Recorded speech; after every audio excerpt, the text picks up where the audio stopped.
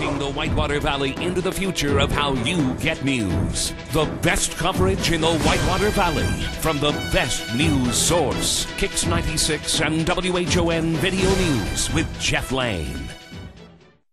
How many lives are saved thanks to our digital mammography, detecting breast cancer in its earliest and most treatable stages? More than you know. More than you know is closer than you think. Reed Hospital and Healthcare Services. Welcome to Kicks 96 and WHON Video News. It's Monday, June 23rd. I'm Jeff Lane.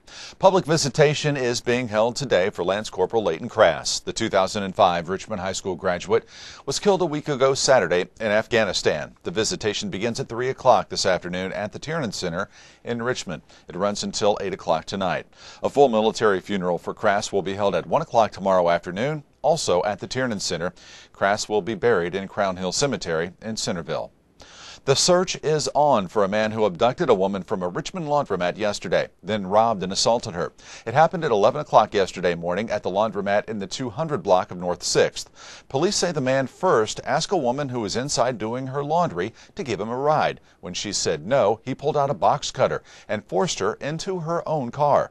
He punched her in the face and drove to Liberty Avenue.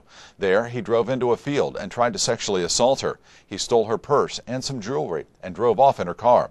He's described as a white male, about 40 years old and short, only about 5'2". The victim was not seriously hurt. Police are still looking for the car. It's a light blue Ford Taurus with the license number 89E9073. An Eaton woman killed yesterday morning in a crash on US 35 between Eaton and West Alexandria has been identified as 59-year-old Brenda Bertke. The crash happened at around 8:15 yesterday, about 2 miles east of Eaton.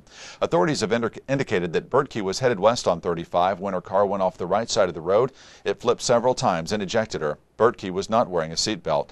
35 was shut down for about 2 hours following the crash. Authorities surmise that she was on her way home from work in Kettering when the crash occurred. Bertke is the 8th person to have died on Preble County roadways this year.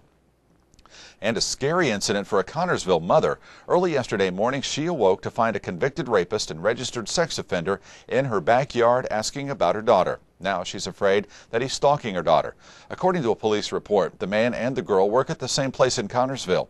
He's a suspect in the recent theft of her wallet and has obtained her cell phone number.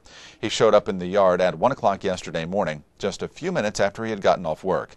The man has also shown up at another location in Connorsville where the girl, who is 17, was working.